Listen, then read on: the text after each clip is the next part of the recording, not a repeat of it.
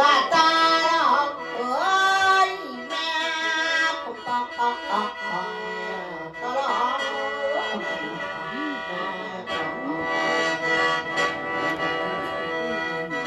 แม่ผมแดงโอ้ยแรงแม่ผมแดงสายแน่นโอ้ยนะโอ้ยเด้โอ้ยโอ้ยโอ้ย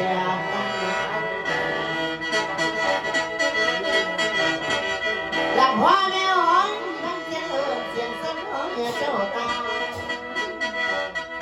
เมื่อดูกันกินก้องให้ส้มตารางเราเอาตารางนี้แม่หอยเมื่อดูกันกินแล้วต้องอาของอาไปปักอาเด้อแม่เด้อพ่อเอ๋ยเมื่อดูไปลำกันเรือโอ้ยขึ้นมาสั่งเมื่อดูกันมาเอาลูกกาไก่พาน้ำลูกกาแดงถึงน้ำแดงลูกกาแดงเต่าเต่าเมื่อพ่อแม่โอ้ยมาจะใส่เด้เจ้าไว้ว่าบอกไว้เด้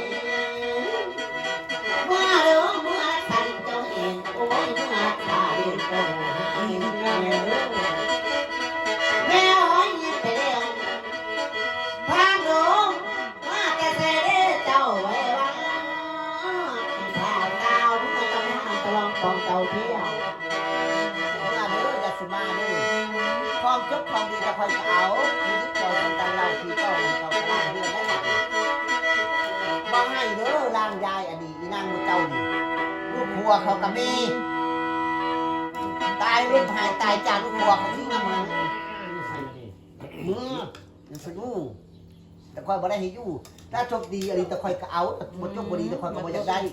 แล้วที่เจ้ามาทำมาคู่น่ะมาเพิ่นก็เอาเจ้าอยู่บ่ให้ขี้หัวนักบ่ให้ขี้ตักเมื่อยเจ็บในเจ้าถอนออกเย็บนอกเจ้าถอนซะดีแต่มื้อนี้จังถือดีมื้อฮื้อก็บ่นับแล้วมาฮอดแล้ว3มื้อดี4มื้อไข่แต่คอยก็บ่ได้เอาได้ให้ดีเบิดเด้อบัดนี้ไปยาวยายเพิ่นก็จำบ่รับเขารับแล้วบัดนี้ฮะให้เศร้าเลยมาอยู่นี่ก็ให้ดีให้หายอย่าว่าได้3มื้อดี4มื้อไข่ตัวกินข้าวเหนียวกินแกงจับแขนเจ้าเสียหัวไก่ได้พ่อเอ้ยจับบ่ได้ต้องให้เสียหัวหมูได้3ทบ4ทบ100ทบก็ย่าอย่าสุมาข้าวสารนี่ออกงอกสก่อนบอกเลขอันจะถึงรางวัลที่1 7หีฟองสิไปเยาสิจ้าไปเยาได้เงินนี่เมื่อยนี่เมื่อนี่จะให้นี่นี่คือเจ้ากะรถพังพ่อพังแม่จะคอยมาเอาเจ้าแล้วมื้อนี้ลงเอาฮิต12ลงเอาคอง14มื้อนี้เมื่อหน้าว่าบ่ยังเมื่อหลังว่าบ่แล้วแล้วเพิ่นพร้อมเพียงแฮงหน้าแล้วให้ดีเลยร่างอีนางหมู่เจ้าให้อยู่น้ำลูกน้ำผัวน้ำลูกน้ำเต้าบ่ให้เดินทางคนละเส้นตะเวนคนละหน่วยแหละมาแต่กุดน้ำบ่อก่อสลากะมาแต่ใส่กะให้เมื่อรักษาดินเจ้าเห็นเมื่อรักษาดินเจ้าห่วงห่างเมื่อเขาเลวจนได้ของเขาเจ้าเมื่อเขาสิรุดทิ่มโน่นหน้าป่าน้ำเทงเจ้าสิไปโทษไผเขาเบิกได้บ้านคนเมืองห้องบ่เฮ็ดจะกินเขาสิเฮ็ดสิใดเฮ็ดอยู่เฮ็ดกินแล้วเด็กน้อยเกินไม่ใหญ่รุ่นคนเสมอนี่เขาได้ซื้อเขากินมันก็ตายแล้วเจ้ากับเขาก็ปั่นเขาล่อเขาเกียนอยู่ดียามให้ยามนาเขาก็เอื้นหาว่าฮอดอยู่ในหน้าตะกร้าลูกหลานก็ยังทันแล้วยายจะไม่ไผว่าใส่หูไผบ่ทางกูก็สิทางบ่เจ้าว่าโพเจ้าจะทางโพนบ่ตะกี้ผู้แม่นนะไผบ่ทางกูนี่สิทางเจ้าเว้าดิบ่เอ้าเก่งหลายคั่นมันจะให้ทางใจคุณทางใต้คุณมันไผบ่ทางกูสิทางมันเป็นนี่คันหน้านั้นเราคือเอาไมโครมันยุบออกเพิ่นว่าบัดนี้เขาเจ้าบ่เห็นเขาบัดนี้เขาเก่งกว่าเจ้าได้บัดนี้เขาเป็นลมอ่อนไปนำมันเลยถึงเจ้ายังสิรอดจบมีแหละเนาะบ่ดันเลยเนาะมีเครือพร้อมคูณมีต้นเป้าพร้อมเอ้าเป้าขึ้นพกจำเป็นเฮ็ดจะได้ลูกเอาไปแล้ว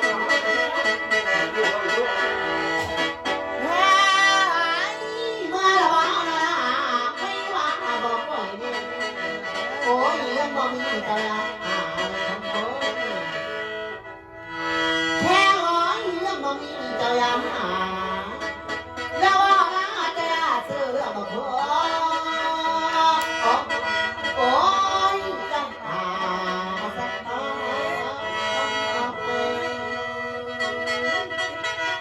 แค่ร้อยเมื่อเด้อใจตัวเด้อตกตาเด้อต้องพูดเลยเพียงเด้อแค่ร้อยเมื่อแล้วตกปีหน้าปีสิมาบ่อยพอกันไปขั้นคนเจ็บอยู่ปลายไม่ควรไปพาทองเมื่อเด้อก็กันเมื่อตาเพื่อใหญ่แต่เมื่อไม่คือตาดังเมื่อต้องยางพี่น้องกันว่าเมื่อบ่าวถึงว่าขอนำสิได้บ่อ้าวเมื่อแล้วยืนนั่งมันสั้นขี้ให้มันเพียงรู้ลมที่ไม่หาห้องก่อนยางคือสิว่ามาแต่กบแต่เก่าบ้านเก่าเมืองละอังหมอเมื่อเด้อว่าจุ่มสมมุติเจ้าโอ้ท่านกินเลือดหน่อยข้าท่านกินยาหน่อยแก่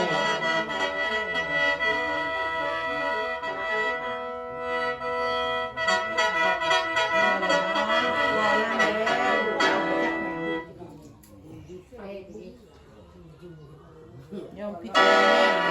ได้กินซาสั่งรูปมะนาวนี่ที่ลุงน้อยบอก พ่อ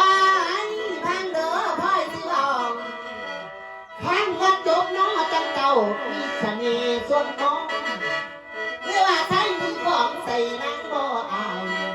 งานอะไรน้อเจ้าเมืองไทยให้บ่ทอดลูกตะลอน้อยสำคัญไม่น้อยกลางพ่อเอ้ยงานอะไรจบจังเจ้างานเจ้าเป็นไผได้เป็นคนรอพ่อจะเป็นน้องคนปันเป็นละบ่เลยน้อ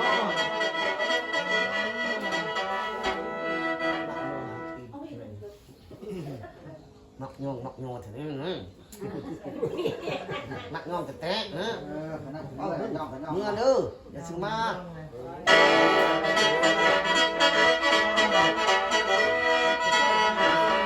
พอเมื่อแล้วเรายังเอาขึ้นบ้านเห็นสร้างมงเก่าโอ้ยเมื่อรักษาดินเก่าแห้งเมื่อรักษาเดินเก่าหมดพ่อท่านจะดีแนะนำทางใจผมคือแม่ทะเลอ้าวยืนมันสันทีในน้ำเพียงพ่อบ่ให้น้องกะโนนลาขั้นสามที่จะสิเสือขั้นสามเสือจังเดียวเลยลูก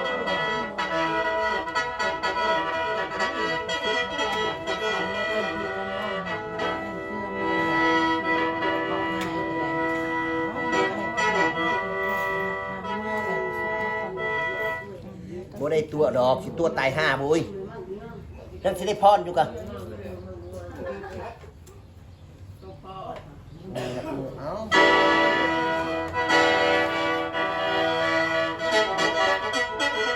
พอมาเลยคนดีโลมาเดี๋ยวก็ต่อมา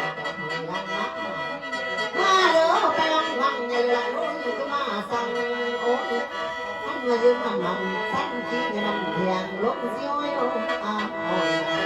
งานสู้จริง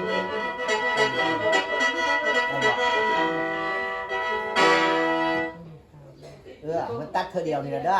อย่าสุดตัดลายเธอบ่ได้มักตัดลายเธอ นั่งนั่นแหละ ไปเด้เนาะงามเนาะมันบ่เป็นไผ่ดำอยู่ได้ยังอยู่หึงอยู่ยายยังสิเสียงดังฟังชัดถนัดมากต่อไปนำเพคะโอ้โหม่วนขนาดเขาเมื่อหันไม่เอาไปเบิ่งไม่บอกบุ๋มม่วนใส่เขา โน่มันจะให้เนี่ยสามารถใส่กระทงเจ้าของบ่ปลอบมันนี่กูนี่ขนาดหนานี่ จะปีแล้วลุงแล้ว86ล่ะ บอกพอลืมตัวเลย 86แล้วลุงหนา เบิ่งเอาน่ะก็เราให้เรื่องไปใส่ เอาไปเนี่ยเอากระทง 15 16เลย เล่นไปก็ได้พูดไปไวเอาไปให้เล่าแน่ไปเล่าแน่ผู้น้อยผู้นุ่มก็ได้จะได้เราตกเฮิร์นตกซ่าแล้วนี่ยาวพ่ออีกกระมือนี่ หัวแล้วกระทงกระทงทั้งปี ไปเมื่อแต่สุมาเด้อบัดนี้เด้อถือคอยบ่ได้ให้มา ชูได้ เขารับแล้วบัดนี้ยายนี่ก็ให้ดีนะมือหลักบ่ยังบ่เลวล่ะเยาชุดนั้นเขาเอาแล้วได้บาดนี้ได้ให้ไปน้ำกันนี่จะสุขของสุขานี่โอ้ยจุดนั้นล่ะมีปองกูถือเพชรเสพแล้วบ่น้อย จะเอาเปิดใส่มาได้ ฮ้อนเลยเจ้าก็ฮ้อนเถิดนักเอวน้ำหลังเจ้าก็ฮ้อนดื้อ โอ้ยพี่ยังโอ้ย มาพี่เฮาสิเอาไผ่นี่กันให้เจ้านี่มันว่าจังไดอยู่บ่เบ้ โอ้ทีเดียวเว้ยเลย ว่าแล้วบ่ เดินไล่ แม่นแล้วล่ะบาดนี้นั่งรถเจ้านั่งมันเจ้าก็นั่งเจ้านั่ง เดินเลย เอาคือฮอ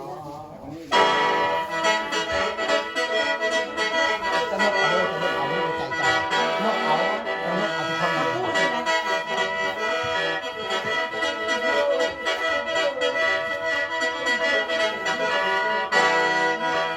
แมวเมื่อวันแล้วท่านก็เมื่อวันแล้วท่านมูนาเจ้าต้นโพเรื่องแม่เด้อท่านก็มูใจแข็งสักโอ้ยหัวเมียกันยาสุดปอยยาสุดแสน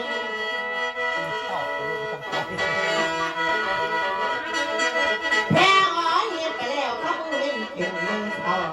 ท่านก็เจ็บคอไข้ในยาสุดแม่เคยเห็นไปแล้วหนีมือจังเธอหนีมือมันว่างแม่ท่านก็เจ็บอยู่ตายในความในอยู่ภาคกองแม่เด้อแม่เอ้ยเห็นไปแล้วไปที่ชาติกลางถึงแม่เอ้ยยังหลอนหมดนี้จะบอกให้อ่อนขอบอกให้เศร้าตัวเจ้าอย่าลาเรื่องไม่รู้พาเด้อเห็นไปแล้วขันก็ไว้แม่ตกท้องนาขันกินปลาตกท้องหน่อยพี่ปันแต่แต่งบ้านกูว่าแม่เอ้ยให้เจ้าดีเด้อแต่มือดีจะไม่คิดเลยอย่า